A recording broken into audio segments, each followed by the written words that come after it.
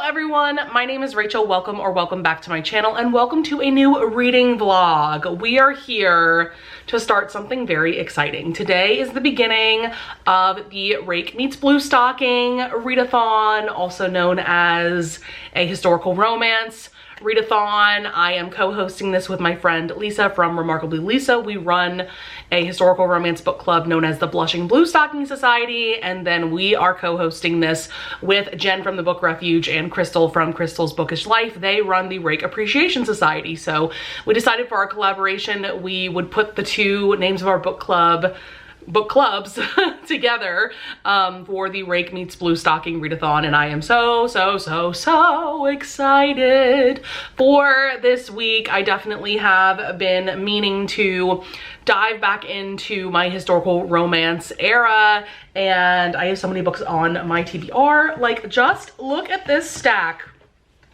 that I have of physical books that I want to read ASAP. And of course, I also have books on my TBR that I don't physically own. And I don't know how many books I'm gonna get to this week. I'm hoping at least like 5 books. I think that's doable, but I also have a full-time job, so I don't know. But nevertheless, I am so excited to be here. If you are wondering about my look for today, I thought I would address that before getting into the books. This week at work is called Blast from the Past Week, and so both our staff and our students are encouraged to dress up from any decade. I decided to go with more of an 80s inspired look. Not that you can really tell from like what I'm wearing, but I am wearing my hair in a high ponytail and I have a scrunchie that has like a hair tie on the end. I never wear my hair in a high pony, like ever. And then I'm wearing very bright and dramatic 80s inspired makeup. By the way, I am obsessed with this lip color, so obsessed that I have to share it with you. So this is the Maybelline Superstay Vinyl Ink liquid lipstick. That's what it looks like. The shade is called Unrivaled. That is number 30, and I am obsessed with this color. This is my first time wearing it like all day because it's hot pink, but it has a depth to it. It's a bit darker than like a bright hot pink, so it's like a Bowls lip color while still being wearable, and I'm obsessed. Also, this formula is everything because it's a very long wearing liquid lipstick, but it still stays glossy for hours. It is not super drying, and it just like looks beautiful on the lips. The only thing with this is that you have to shake the hell out of this before you use it. Okay, let us talk about some books. I guess I'll just go through all of the books that I have in this stack that I would love to read this week, but I won't go into like synopses or anything because I'll just talk about them more in depth if I get to them this week. But first we have Governess Gone Rogue by Laura Lee Girk. I have read a book by this author before and I really enjoyed it. I think it was called Bookshop Cinderella. Really liked this one. This one is a governess romance, but she is in disguise as a man, as like the tutor to the hero's son or sons. I know I said I wouldn't go into synopses, but like that one I'm like really excited about.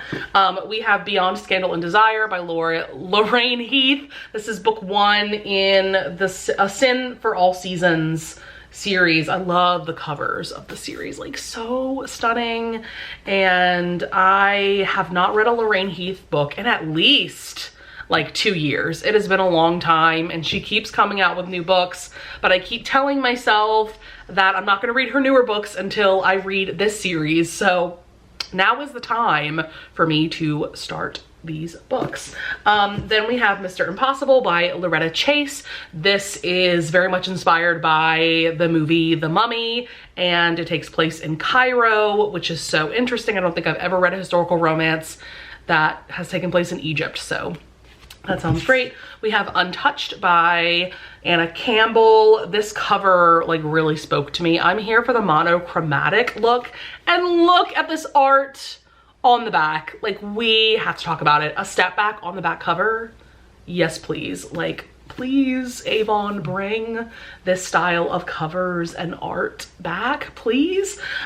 This one is wild. From what I understand, it definitely has like a thriller element to it. Jen talked about this in her video about her favorite historical romances that she read in 2024. So I'm just very intrigued. I've never read from this author before. There is unfortunately no audiobook, but I am very excited nonetheless.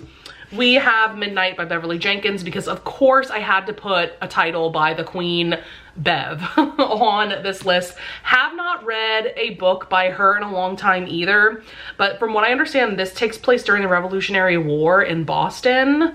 I don't know that I've ever read a historical romance that's taken place during that time. But the heroine is a notorious spy known as Lady Midnight, and that's all I need to know. That's it. That's it. Also, we have Rake I'd Like to F. It has been far too long since I've had this book sitting on my shelves and I have not read it. This is a bind up of 5 novellas by these 5 authors. Sierra Simone, Joanna Shupe, Eva Lee, Nicola Davidson, and Adriana Herrera, 5 authors that I know and love. I read Duke I'd Like to F, which was their first bind up. This is the second bind up. The third bind up that they did together is Villain I'd Like to F. So it just needs to happen. Also, like when I pre-ordered this copy, it came with this beautiful artwork. Like there's a scene from every novella and I'm obsessed. So yeah, need to read this for sure. And then last but not least in my physical stack here, we have Ana Maria and the Fox by Liana de la Rosa. Like, this cover needs to be hanging in a museum. Like, look at that art. Look at it. It is stunning. So this is a copy that I got from Book of the Month. A forbidden love between a Mexican heiress and a shrewd British politician makes for a tantalizing Victorian season. Yep, I need to read this ASAP for sure. And then last but not least, we are going to talk about the book that I am currently reading, which is The Soldier's Scoundrel by Cat Sebastian. It has also been a very long time since I have read a Cat Sebastian novel. I really, really enjoy her historical romances. She writes queer historical romances. I have read a sapphic romance by her. I've also read a romance where we had the hero and then the heroine basically was non-binary, but given that she was living in the 1800s, like she didn't really know that that was a thing, but she kind of felt like she kind of saw herself as they, them. But yeah, that's a really, really great romance. But yeah, primarily Cat Sebastian writes romances. And this is book 1 in her Turner series. This one is about Jack, he grew up in the London slums. He definitely was a criminal at some point, but he also was a valet for men of the upper class. And now he runs his own private agency, basically, where he investigates crimes that people come to him, you know, begging him for help when law enforcement won't help them, basically. And then we have Oliver Rivington, who is our other hero, and he's like the polar opposite of Jack. He was a soldier in the Napoleonic War, and he is very straight-laced. He lives by the book, but he also lives a very boring life. And so the two of them start crossing paths over this case that Jack is working. And I'm like 22% of the way through. I'm on chapter 5. I am loving this so far because the tension and the chemistry between Oliver and Jack is just delectable, and there's some great banter going on. I am just having a really good time. Cat Sebastian's books are pretty short, like the audio is like 7-ish hours, so I'll definitely fly through this. Definitely don't think I'll finish this tonight, unfortunately. As much as I would like to read a book a day, that is just not possible for me anymore with a full-time job, but I really am excited to jump back into this book. So good. So I have been yapping for like 12 minutes. I need to go take off my makeup, get into my pajamas, and read. Good morning, everyone. Yes, it is indeed morning. It is before noon. It is 10:45 right now. And you might be asking yourself, Rachel, what are you doing up before noon? But I had to be up before noon because I had a meeting at a venue with my boss. So unfortunately it wasn't like a Zoom meeting. I couldn't just wake up and open my computer. I had to actually get up, get dressed, drive to the venue, all those good things. But what's nice is I don't have to be at work till like 2:30, something like that. So I'll definitely have some time. I might take a little nap and then eat some lunch and go to work. But I have reading updates. I have 2 books to talk about that I'm really excited about. So I finished the Soldier's Scoundrel by Cat Sebastian. By the way, it's Wednesday, my dudes. It is indeed Wednesday. My last update was on Monday. I didn't feel the need to update yesterday because I was just working my way through this. Like, I didn't finish this till, I want to say midnight or 1 a.m. last night. And then I jumped into the book that I'm currently reading. But my Mondays, Tuesdays, and Wednesdays are super boring. Like, I'm just working a lot. Those are my big work days. Wednesdays in particular, today is gonna be a very long day because, like I said, I had that meeting at 9:30, and then I'm going into work a little later than usual to kind of make up for getting up early. But I work until 9 p.m. on Wednesdays. I teach some classes at the performing arts studio that I work at. So yes, Wednesdays are my long day, my exhausting day for sure. But at its core, this is a class difference romance. We have Oliver, who was born of the aristocracy. He went off to war, which is why it's called Soldier's Scoundrel. And then Jack, our other hero, who is known as a scoundrel. He is lowborn. I really enjoyed the banter, the tension, the chemistry between Jack and Oliver. I feel like it was just perfectly done. The romance in this is pretty great. I did also like the mystery plot going on surrounding this case that Jack is working on. And Oliver's kind of helping him with. I like how that all turned out. There were some little twists and turns along the way, things that I didn't quite expect. So yeah, overall I would give this 4 stars. It's not like my top favorite Cat Sebastian book ever, but I did really enjoy it for what it is. Like, I definitely would recommend it, but not necessarily as like your first Cat Sebastian book. I think I would recommend, it's book 1 of her other series. Like, the covers look similar to this series, but I can't remember what that series is called. But that book is called It Takes Two to Tumble. That is essentially an MM historical romance that is a retelling of The Sound of Music, and it's everything. And then last night, I wasn't really sure what book I wanted to start, so I decided to just kind of go with my gut. Like, what was I the most excited about that I physically owned? Because there are books that I'm really excited about that I don't own physical copies of, but I'm really trying to get through my physical TBR. That's kind of a goal of mine in 2025. But anyways, I decided to go with Beyond Scandal and Desire by Lorraine Heath. I have been meaning to get back into Lorraine Heath for, I think, 2 years. I think the last time I read one of her books, I want to say it was like the end of 2022. Yeah. And it was a book that I didn't really love, so I'm wondering if that kind of like put me off of her books. But I knew that the series I wanted to go with in terms of jumping back into her books would be the Sins for All Seasons series, because I own physical copies of all of the books. This is also the series that she wrote before her 2 most recent series, which are also books that I want to read at some point.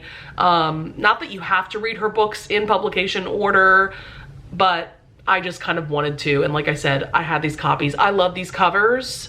I adore the covers of the series. Like, the vibe, like, this is just stunning. The models, and then like I love this font that they used for the titles. Like, yeah, so pretty. So this, I was also excited about this series because of like the found family element that this centers around.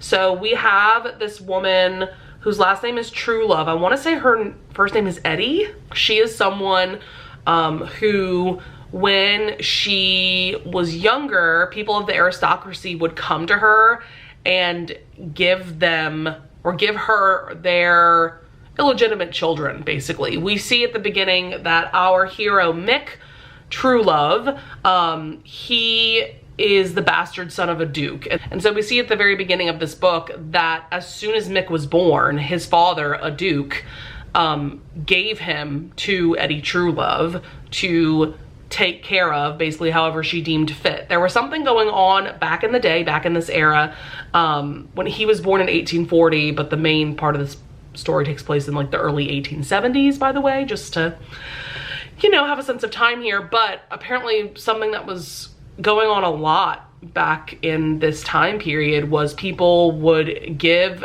their illegitimate children to these widows for some reason, who garnered reputations for like taking care of the problem. And these women would murder these babies and bury them in their backyards. Like someone even mentions, and I wonder if this is historically accurate, I'm gonna have to see if Lorraine Heath wrote an author's note for this, but there was this one widow and she had the remains of like 1,000 children in her backyard. Like, insane. So it sounds like Eddie went against the mold, went against the grain, and instead of killing these babies, she took them in as her own. So that is who the series centers around, is all of these siblings in Truelove's family. So it has that found family aspect to it. And I have to say, you know, I'm only like 20% of the way through this. I'm on chapter 6, that's page 74. And I've already gotten such a clear sense of the connection between these siblings. We haven't met all of them yet. I want to say there's like 7 of them, something like that. You can just tell that they will do anything for each other. They're devoted to each other. They love each other. But they also just have like a fun, kind of funny dynamic. Like they tease each other, you know, the banter between these siblings I'm really enjoying as well. So that's the setup for like the whole series, basically. This one in particular, Mick, like I said, he's the bastard son of a duke. He is trying to get revenge against not only the duke, but I'm gonna assume his wife, the Duchess, as well as their son, Kip. So Kip then is Mick's half-brother. Then we have Aslan, our heroine. She has become a ward of the Duke, who is Mick's biological father. And since the time that they took her in, or even before that, it was understood that Aslan would marry their son Kip. So that's already been set up. But Mick has decided that part of his revenge is going to be like seducing Aslan and taking her away from Kip. And so I'm just really enjoying this so far. I love Lorraine Heath's writing and how these two characters are getting to know each other. Mick is inserting himself in her life, of course, to try to get more FaceTime with her, to try to start seducing her. And she's definitely really captivated by him, but at the same time, she's definitely keeping him at arm's length. So it's just a really interesting dynamic. I could definitely see this being at least a 4-star read, maybe even a 5-star, because I'm just really, really enjoying it so far. So that's gonna be for this update. I've been talking for a long time. I'm probably gonna have to edit this clip down quite a bit, but I am really excited to jump back into this when I get home from work.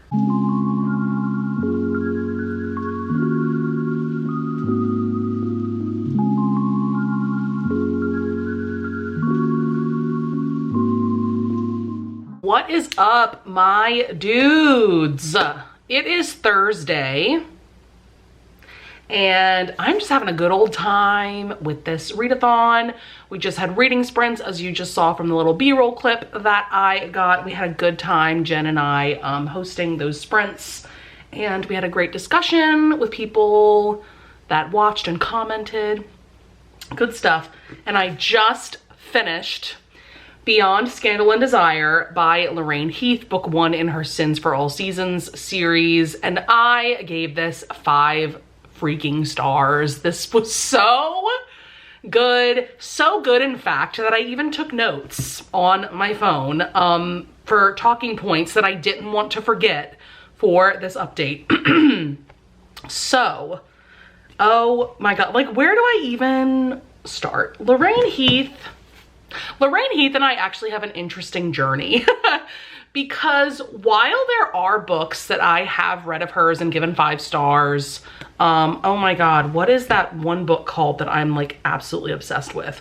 I love The Earl Takes All, also known as the Gorilla Twins novel. And then, oh shoot, what's that book called? It's like Surrender to the Devil or something. Between the Devil and Desire. That is an amazing book. And then book 1 of that series, In Bed with the Devil, I like almost gave 5 stars and absolutely loved. So like, I truly, you know, have loved some books of hers in the past. Then I've read other books of hers that I really didn't like so much. And I've given like 2 or 3 stars. One in particular that pops into my mind. Oh, I think it's called like When the Duke Was Wicked, and then The Duke and the Lady in Red. Those are 2 books that didn't really work for me, and that is because the heroes in both of those books were really, really emotionally unavailable, and I can only take so much of that before I'm just like over it, over the hero, and I start feeling like the heroine deserves better. Like that almost has become like a trigger for me over the years. An emotionally unavailable man, like no thank you. So yeah, she's been a little hit or miss for me. And in fact, I was thinking about this, the last book that I had read by Lorraine Heath was The Duke and the Lady in Red. So I think that that's why I haven't picked up a book of hers, but oh my God, this was so good. I think I gave the premise of, you know, the overall series and this book in particular in my last update. But what strikes me with Lorraine Heath, number 1 is her writing. I love her writing so much, specifically how she writes like human emotions and feelings, the way that she writes what it feels like to fall in love.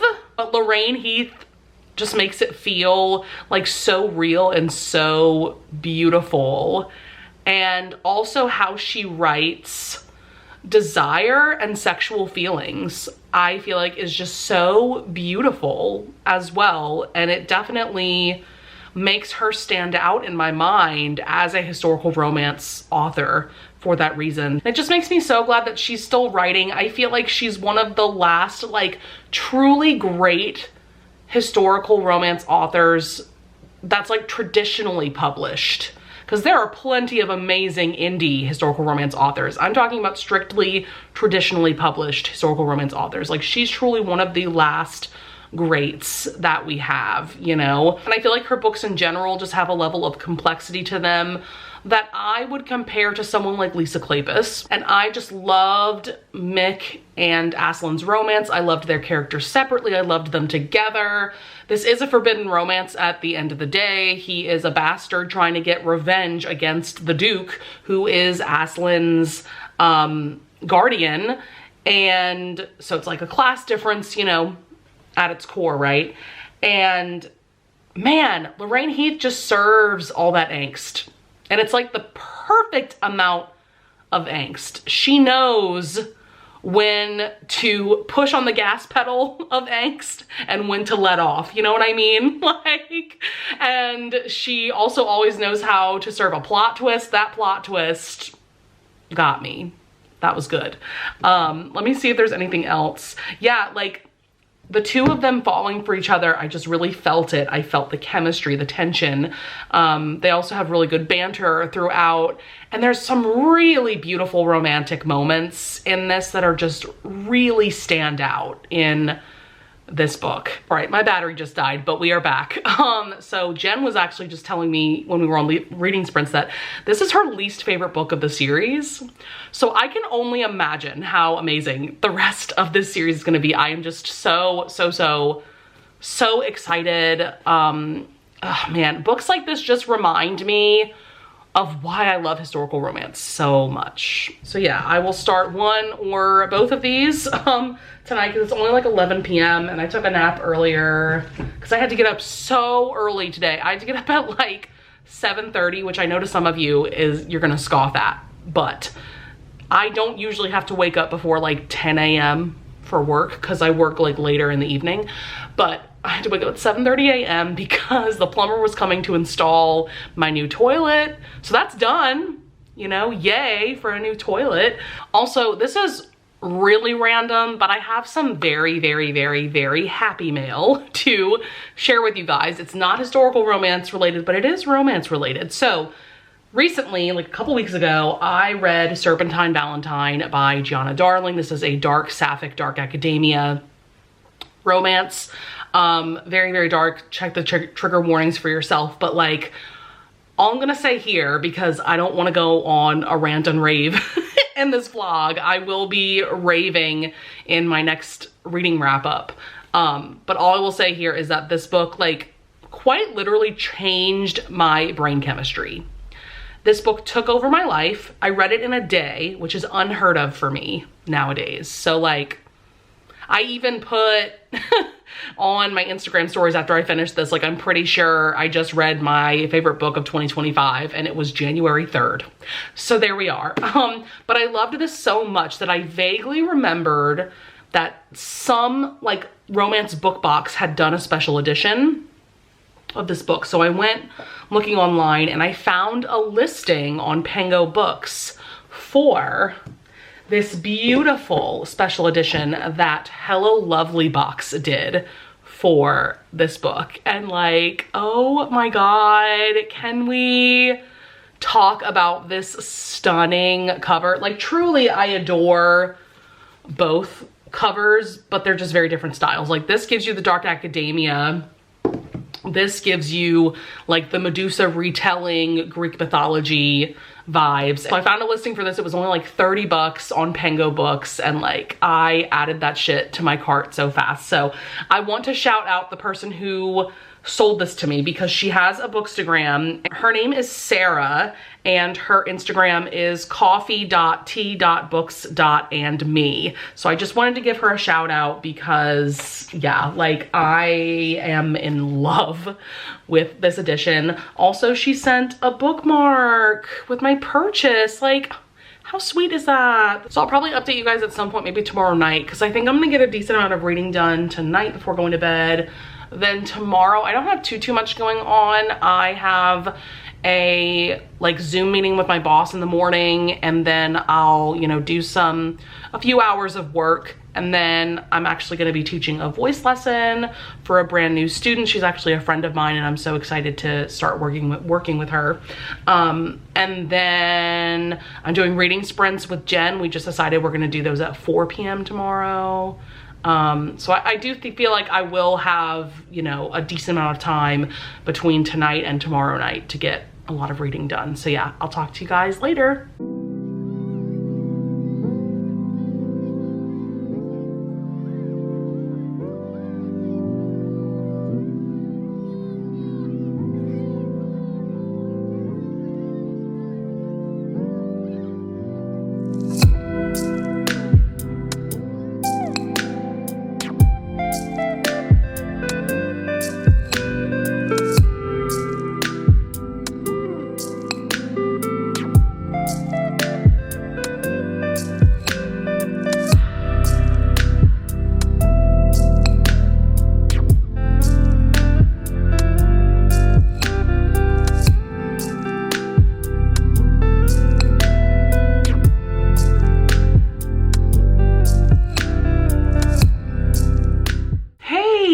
Everybody, it is technically Saturday. It is 3 a.m.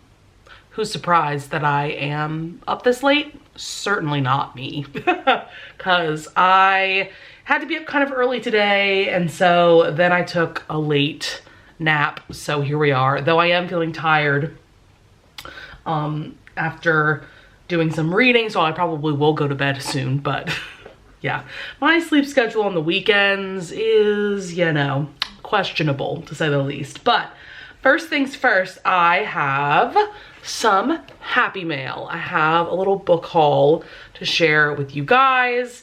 So first of all, I got the Book of Azrael by Amber V. Nicole. This is book 1 of the Gods and Monsters series, which is a fantasy romance.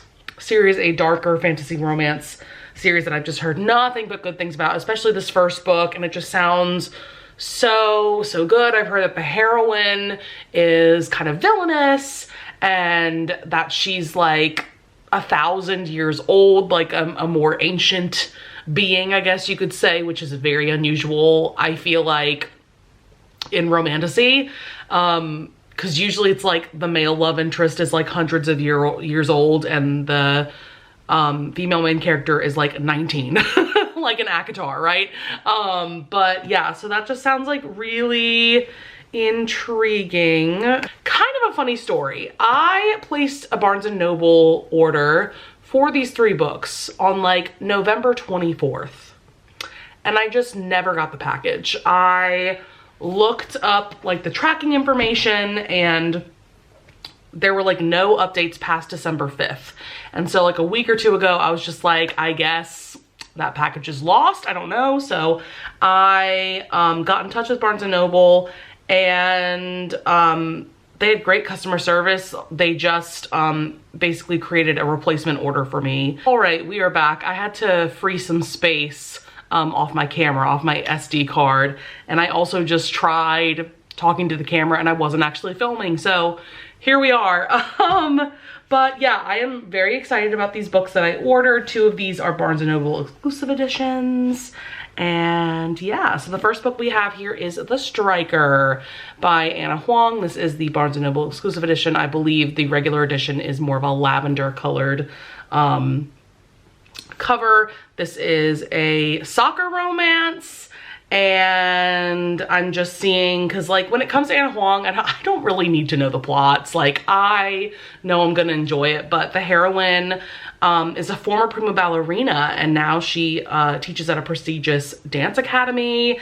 And this is, she is the hero's rival's sister. Like that sounds absolutely fantastic. And in fact, very recently I read King of Wrath, which is book 1 in her Kings of Sin series. I've read all 4 books in her Twisted series. Really enjoyed those. I gave a couple of them 5 stars and the other 2 4 stars. And then I read this and gave this 5 stars. First of all, the audiobook for this, by the way, is top tier. It is a duet narration, meaning that the male narrator reads all of the dialogue for the male characters and then vice versa for the female narrator. And I love duet audiobooks. This is just a really great billionaire romance. I feel like that is Anna Huang's specialty for sure, is billionaire romances. And like there were just so many great moments and scenes in this book that like don't necessarily have to do with like spicy scenes or anything like that. Like there's just some really good moments in this, and I loved how the idea of wrath was incorporated into the story. I am even more excited to read this at some point. I think I actually want to continue on with this series though first before reading this. I'm assuming this is book 1 of what is going to be a series, but yeah, this sounds so good. Then I have Hexed by Emily McIntyre. We have to talk about this cover. Oh my God, this is another Barnes & Noble exclusive edition. The regular edition is more like pinks and blues on the cover, where this is more like dark purples. And oh, this is stunning.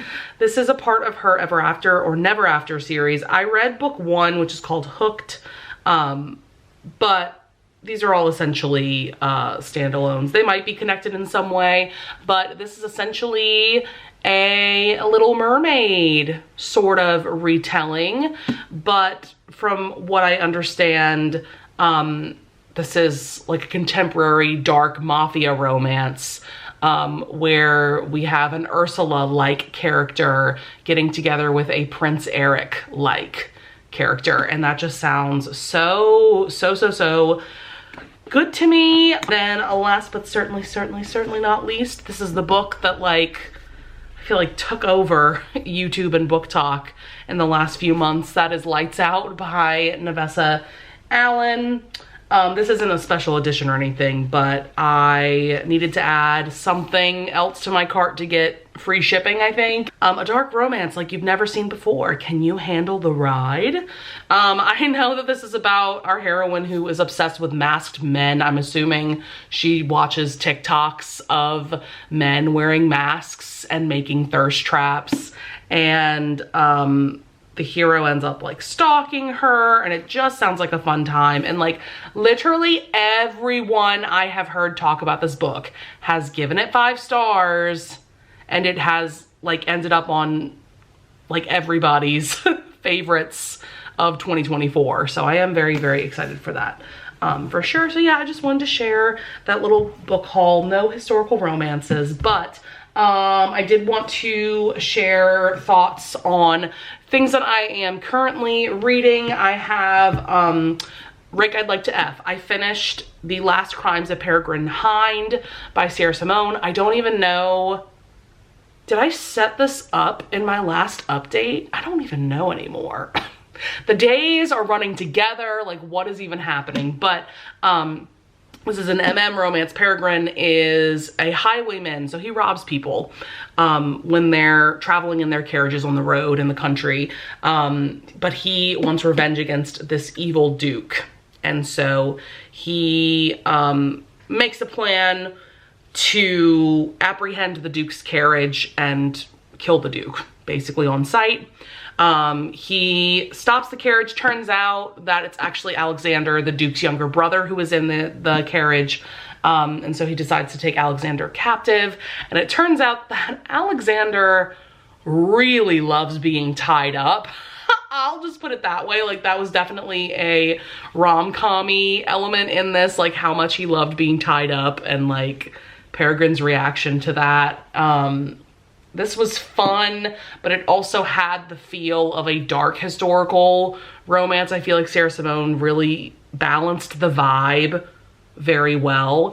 And it was just fun seeing these two fall for each other and find their way to an HEA. So I gave it 4 stars, really enjoyed it. I definitely plan on reading at least like one of the other novellas in this bind up at some point this weekend. And then I like just started Governess Gone Rogue by Laura Lee Girk. So this is a book that I have owned physically for at least 4 years. I'm pretty sure I bought this in like 2020. So it's been sitting on my shelves. I think I've attempted to read it a couple times, and by attempted, I mean that I like put the book next to me on like my coffee table to remind myself to read it, and I just like haven't picked it up. And now I have, and I'm so glad that I did because I'm really, really enjoying this. I have read a Laura Lee Girk book before. It's one of her new books. It's Bookshop Cinderella, I think was the title of it, and I really liked it. It was a really good time, but I'm liking this even more. So the reason why I even bought a physical copy of this was the premise. It's all about our heroine, Amanda. She's a former school teacher and governess, but now she's finding it really hard to get work because of some scandals in her past. And basically she decides to disguise herself as a man so she can get a job as a tutor for these 2 young boys. They're a set of twins. And so the hero of the story is their father, James. He goes by Jamie. He is the Earl of Kenyon. And I'm just having a really good time with this so far. I'm like 30% of the way through. It's just really fun. I love this dynamic between Amanda, you know, posing as a man, and her relationship with the twins that she's looking after, because they are quite the pranksters. And I just love seeing how she's dealing with them. And I really enjoy historical romances where the hero is a widower and he doesn't know how to move on from his grief, and he's kind of neglecting his children. And so I love seeing how the heroine coming into his life changes all of that for the better. But yeah, that's pretty much it. That's what I'm reading Right now, I did want to say that I am very tempted to jump into book 2 of the Sins for All Seasons series by Lorraine Heath. Like, can we discuss this cover? Because I've got a lot to say about it. First of all, purple's my favorite color, and I don't know if you would be able to see this with my camera and the way my lighting is, but this silver foiling on the cover is not just silver. It is, in fact, holographic, meaning that it is reflecting rainbows, and I'm absolutely obsessed. But yeah, like, I really want to start this really soon. I was gonna start Mr. Impossible by Loretta Chase today instead of Governess Gone Rogue. However, I was looking up reviews of this. This takes place in Cairo, and I saw quite a few people bringing up how stereotypical and offensive the portrayal of Egyptian people is in this book. And I think there are groups of people of other nationalities in this book that are also not depicted well. So that makes me really upset, honestly. Like, I don't know if I'm ever gonna read this now because of that. And it sucks because I bought the audiobook some years back. So, that sucks. But at the same time, I was excited to read this because it's inspired by The Mummy. Like, that just sucks. But yeah, anyways, having a good time with this for sure. I'll definitely update you guys once I finish it.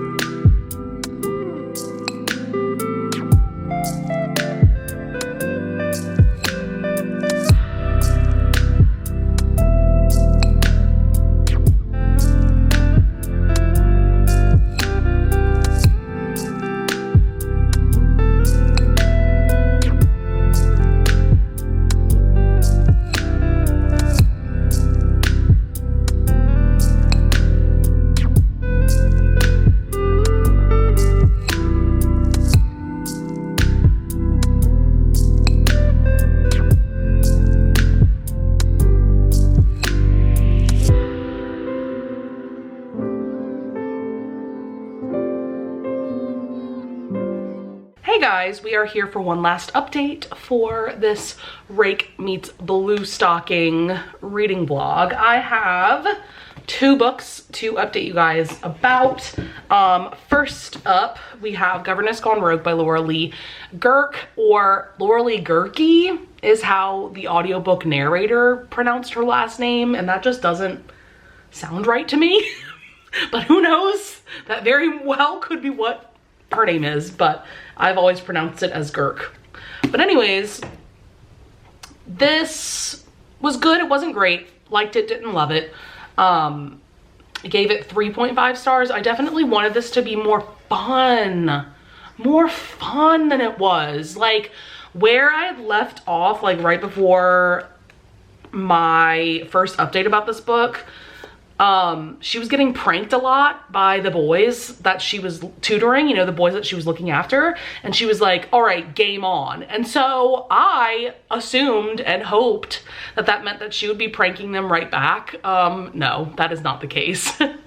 Instead, she punishes them for their pranks in somewhat entertaining ways. But yeah, I wanted her to like prank them, straight up prank them.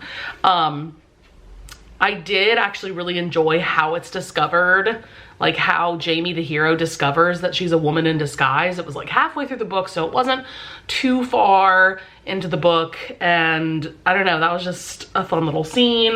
But I do feel like they fell for each other pretty quickly from that point. It felt a little insta-love to me, which was a little disappointing, and I found myself just getting a little bit bored towards the end. So yeah, 3.5 stars, nothing amazing. Yeah, I wanted more from this premise for sure, but it was like still an okay book, right? Then I read the second novella in the Rake I'd Like to F bind up. This is Two Rakes for Mrs Sparkwell by Eva Lee. The setup of this takes place in Georgian England, specifically 1767. And Vivian, our heroine, is a widow. Her husband had passed away.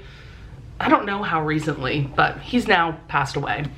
And her husband and her father, when they made their marriage contract, they made a stipulation that if Mr. Sparkwell passes away before Vivian, she basically has no choice but to marry the next man who offers his hand to her in marriage.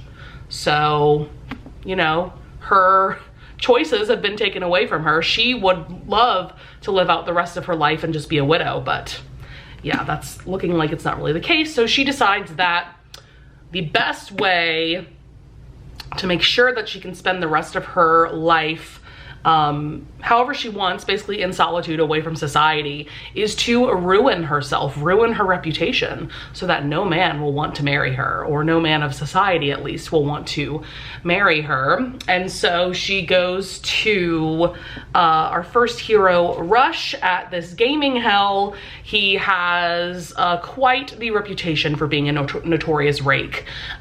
She goes to him and asks him to help her give the impression of ruination. She's not looking for an actual affair or anything, but they get to talking, and Rush is definitely captivated and fascinated by her, and so they decide to start a physical relationship. Meanwhile, we have Jack, who is Rush's friend, and he also comes into the mix in some fun ways, and so this is an MFM romance. I was a little disappointed that this didn't end up being MMF. So Rush and Jack are just friends. They don't have romantic feelings for each other. I still really enjoyed this. I really liked that her romance with Jack was just like so sweet. Oh my God, like I teared up a couple of times because of just how sweet and tender Jack was. And even though he's this huge hulking man, he is a fighter. Like, I think they refer to it as pugilism. Is that what it's called? You know, he looks kind of scary on the outside, but he's like the sweetest man ever. And then Rush is very flirtatious, very teasing. He definitely is a rake in every sense of the word, but he falls really hard for Vivian. And so yeah, I just really love how the three of them found a happily ever after by the end. There definitely was a healthy dose of angst in here. So yeah, I would give that novella 4 stars. So I read 5 things total this week. I definitely think my favorite read this week, hands down, was Beyond Scandal and Desire by Lorraine Heath. I am ready, y'all. I am ready to continue on with this series, jump on into book 2. I probably will read this at some point this week, especially because I'm gonna have some unexpected days off from work because we are getting like a literal snowstorm here. If you don't know, I live in the New Orleans area, so South Louisiana, we hardly ever get even a dusting of snow down here. So the fact that we're getting an actual snowstorm is absolutely unheard of and insane. So because of that, I think I'll have plenty of time to read this week. And in fact, I am planning on jumping into another reading vlog. I've been meaning to do a vlog where I read for 24 hours, but I want to do a little twist on the 24-hour vlog because I've done vlogs like that in the past where I read as much as I could in a 24-hour span. So like, let's say from 8 p.m. Thursday to 8 p.m. Friday, I read as much as possible. I've done that numerous times on my channel. So I think I want to do something a little differently for this vlog. But yeah, that is just something for you guys to look forward to. And then I am hoping to film some sit down videos tomorrow. So hopefully there will be plenty of content coming from me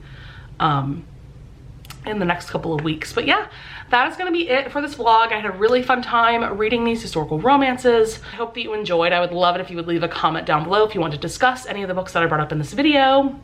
If you want to give recommendations for either myself or for others watching, that would be amazing as well. I would also love it if you would leave a like and subscribe, and I thank you so much in advance if you do. And with all of that being said, I will see you guys in the next video. Bye!